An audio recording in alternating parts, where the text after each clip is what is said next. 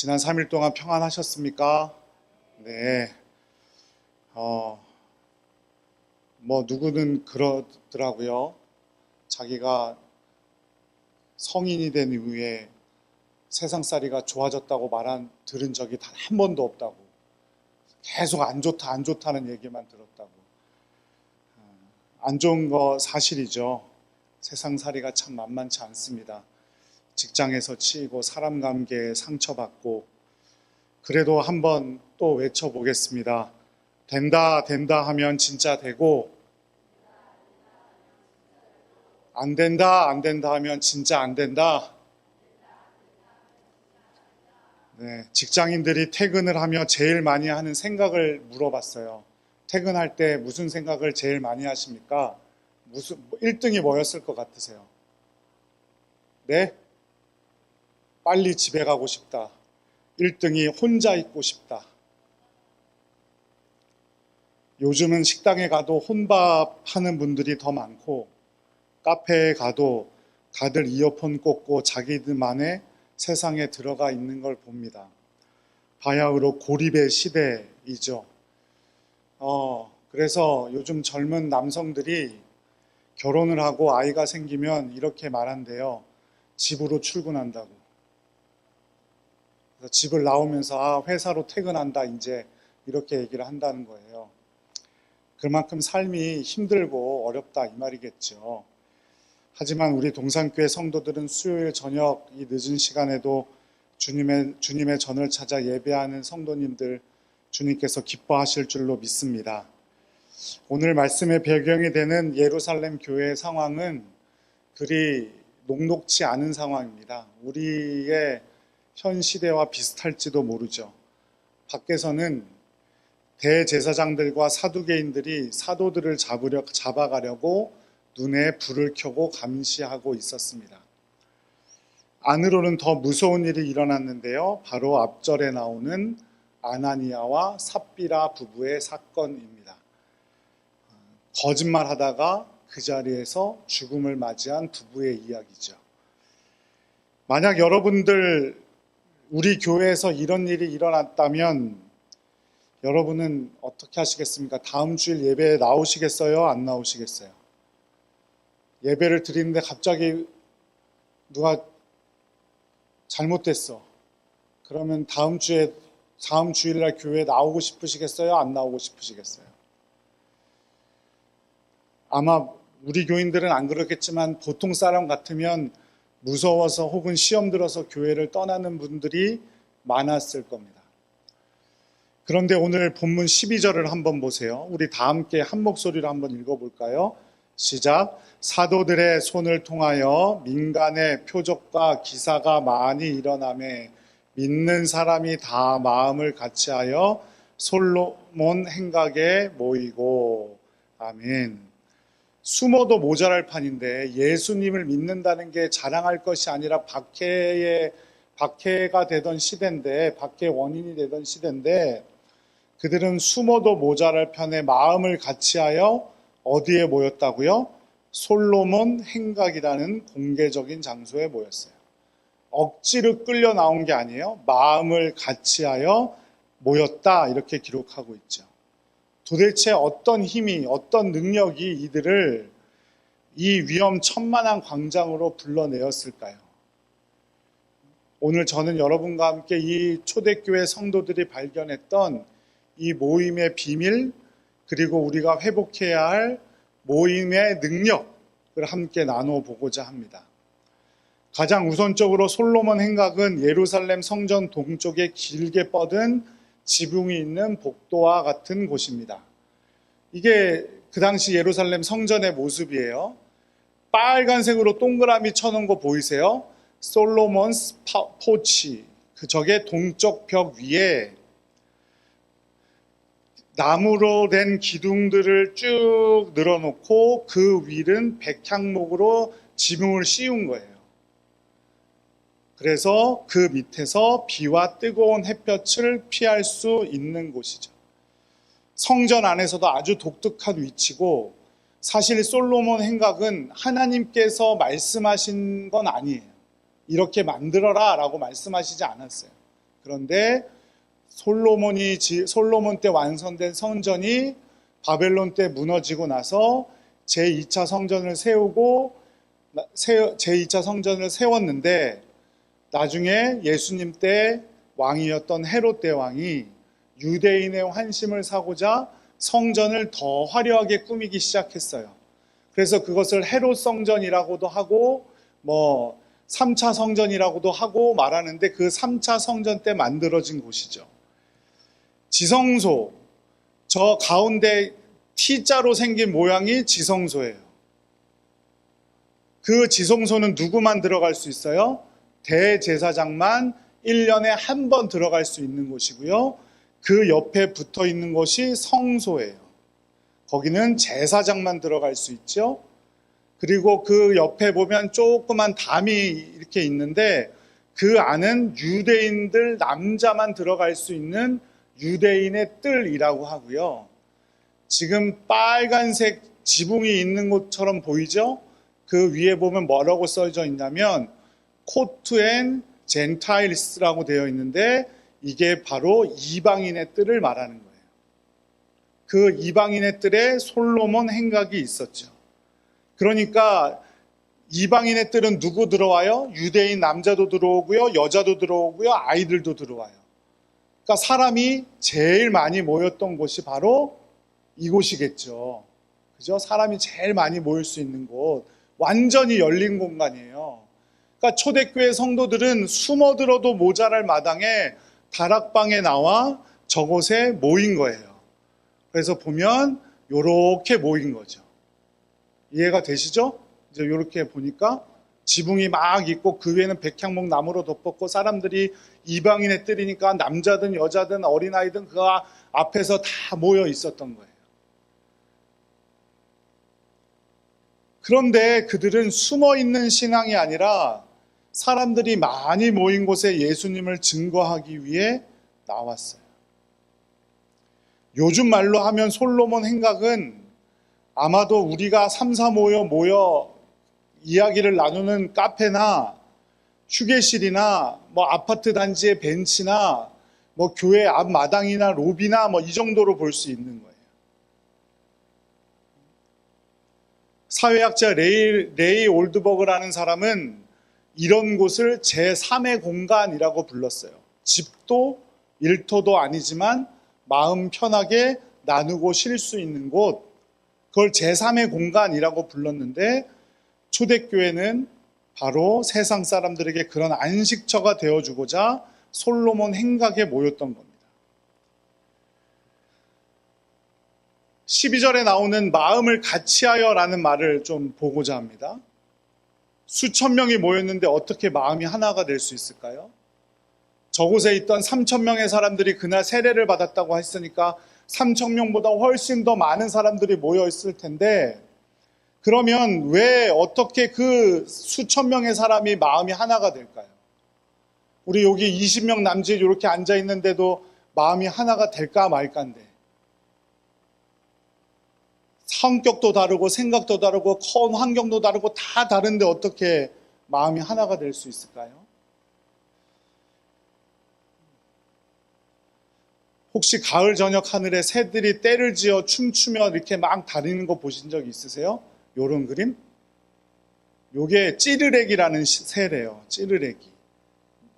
수만 마리의 찌르레기들이 마치 구름처럼 막 이렇게 막 날아다니는데, 이거를 머머레이션이라고 부른대요.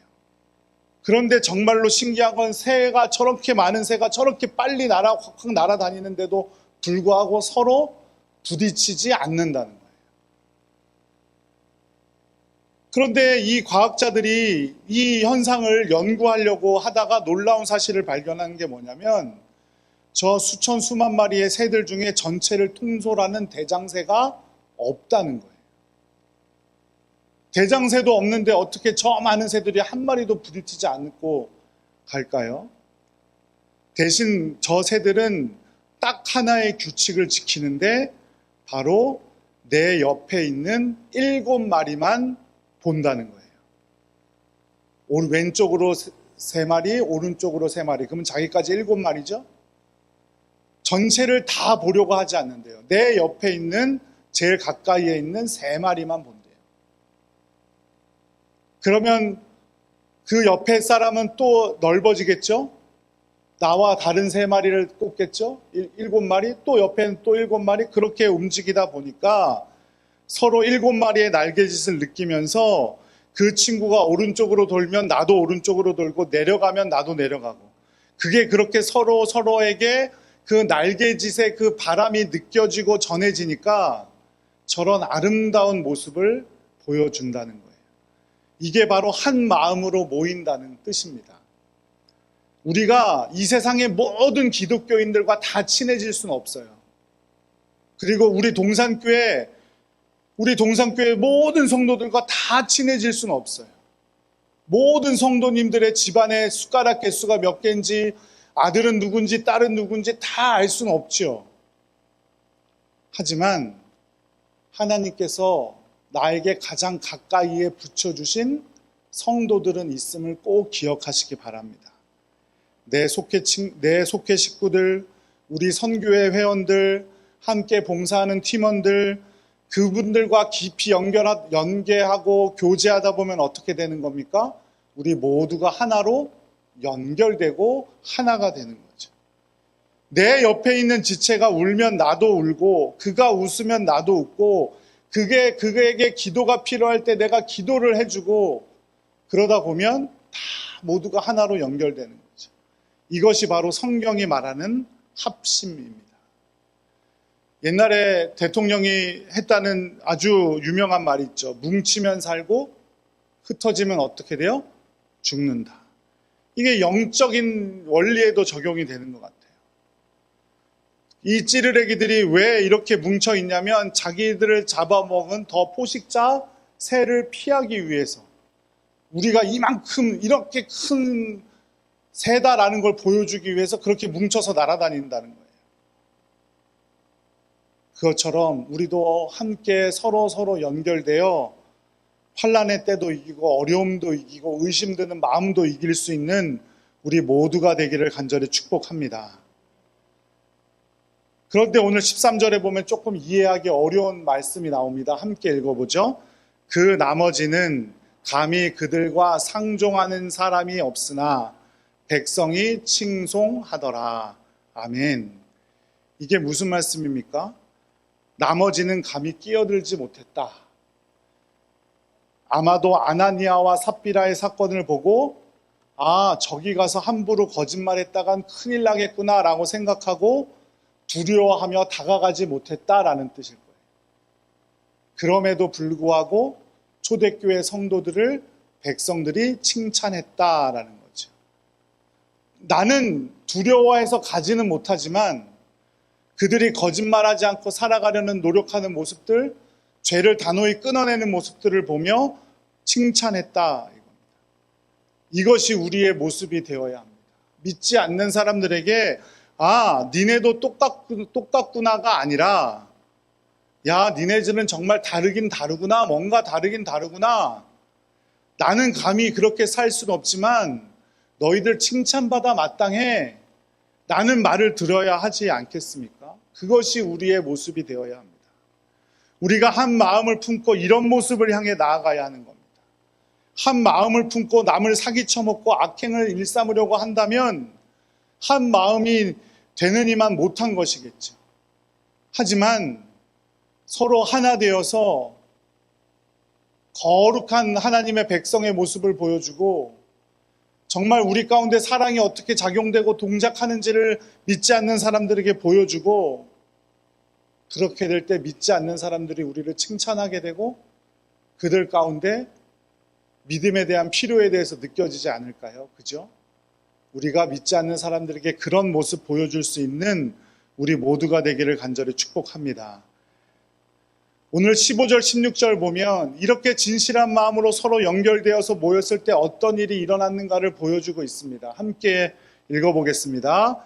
심지어 병든 사람을 메고 거리에 나가 침대와 요 위에 누이고 베드로가 지날 때에 혹 그의 그림자라도 누구에게 덮일까 바라고 예루살렘 부근의 수많은 사람들도 모여 병든 사람과 더러운 귀신에게 괴로움을 받는 사람을 데리고 와서 다 나음을 얻으니라. 아멘. 한두 명만 나은 게 아니래요. 다 나음, 찾아오는 사람은 다 나음을 얻었대요. 모인 모든 사람이 치유를 받은 것입니다. 베드로의 그림자라도 덮이면 나을 것 같아서. 베드로의 그림자에 무슨 능력이 있는 겁니까? 그렇지 않죠. 베드로의 그림자에서 무슨 레이저 같은 광선이 나오는 것도 아니고, 베드로와 사도들 그리고 초대교회 성도들이 모여 있을 때 성령의 임재가 그만큼 강력하게 보였다라는 거예요. 뭔가 다른 사람들처럼 보였다는 겁니다. 그래서 베드로의 그림자라도 나에게 덮여지면, 혹은 우리 가족 중에 환우들에게 덮여지면 낫지 않을까, 이렇게 생각했다라는 거죠. 현대 뇌과학자들이 이렇게 설명을 해요. 크리스찬들이 함께 모여서 찬양하고 기도할 때 우리 뇌에서 옥시토신이라는 호르몬이 쏟아져 나온대요. 이 옥시토신이라는 호르몬이 또 언제 나오냐? 엄마가 아기에게 젖을 먹일 때 엄마한테 이 옥시토신이라는 호르몬이 분비가 된대요. 사랑과 신뢰의 호르몬이라는 별명이 있다고도 해요. 사랑과 신뢰의 호르몬. 그리고 또 우리에게는 옆 사람이 눈물 흘리며 회개할 때 나도 같은 반응을 하는 그런 작용들이 있대요. 그래서 영적 감동을 받고 혼자였으면 그렇지 않았을 것들이 함께 할 때 눈물을 흘리게도 되고 회개하게도 되는 거예요. 제가 중학교 때 어렸을 적 다니던 교회에서, 그때는 뭐 거의 매일 학교 끝나면 뭐 교회를 갔으니까요. 교회를 갔는데 청년부 형 누나들이 모여 있다는 거예요. 지하에. 그래서 같이 놀라고 뛰어내려갔는데 그 청년부 형 누나들이 기도회를 하고 있었던 것 같아요. 제가 문을 열고 확 들어가는데 저도 거기서 확 넘어져서 같이 기도하고 막 어떻게 시간이 가는지도 모르는 경험을 한 적이 있어요. 바로 이런 걸 말하는 거겠죠. 하나님은 우리가 함께 모일 때 치유도 되고 그동안 느끼지 못했던 감정도 느끼고 그렇게 되도록 설계해 놓으셨다는 거예요. 물론 골방에서 기도하라고 말씀하신 예수님의 말씀처럼 골방에서 기도해야 할 때가 있겠지요. 하지만 분명히 모여서 기도할 때도 있음을 꼭 기억하시기 바랍니다. 오늘 본문은 우리에게 도전합니다. 모여라, 어디서나 모여라. 그래서 우리 안에 있는 주 예수 그리스도의 능력을 믿지 않는 사람들에게 보여줘라 라고 우리에게 말하고 있습니다. 솔로몬 행각은 특별한 장소가 아니었어요. 성소와 지성소처럼 그런 특별한 장소가 아니라 누구나 갈 수 있는 장소였어요. 그런데 그곳에 한 마음으로 모였을 때 그것이 치유의 자리가 되었고 하나님의 살아계심을 느낄 수 있는 자리가 되었고 3,000여 명이 넘는 사람들이 함께 믿음을 고백할 수 있는 자리가 되었음을 꼭 기억하시기 바랍니다. 그래서 우리가 어디서든 믿음으로 모일 때 그 놀라운 주의 능력이 드러나기를 간절히 축복합니다.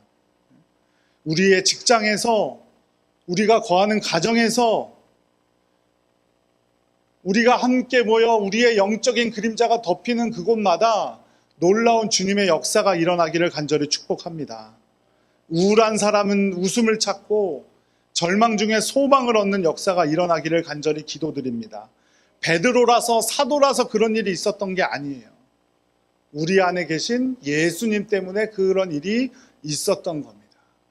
우리가 예수님으로 한 마음을 품고 모일 때 그곳이 어디든 기적은 일어나고 성령님의 역사는 일어날 줄로 믿습니다. 그래서 우리 동산교회 모든 성도들이 함께 모여 예배할 때, 그리고 선교회로 모일 때, 또 속회로 모일 때 그 곳곳에서 놀라운 주님의 역사가 일어나기를 간절히 축복합니다.